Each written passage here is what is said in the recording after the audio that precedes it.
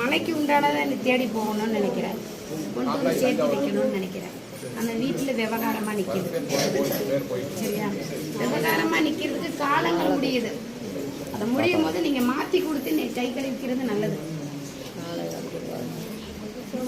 அதை மாற்றி கொடுக்கலன்னா உங்களுக்கு தான் பிரச்சனை. நாளைக்கு உங்களோட காலங்கள் முடியும் போது இதனால தான் அடப்பு இந்த மாதிரி பிரச்சனைகள் வர்றதுக்கு உண்டானது. சரியா? ஏன்னா அந்த சாப நிவர்த்தனம் சரியாகாது, முடியாது. இந்த சாபங்கள் உள்ளுக்குள்ளதான் நிற்கும். அதை மாத்திக்கணும். ஆனா கை கழுவிக்கிறது நல்லது. அதை விட்டீங்கன்னா இன்னைக்கு நீங்க போய் உங்க காலம் முடிஞ்சிடும்.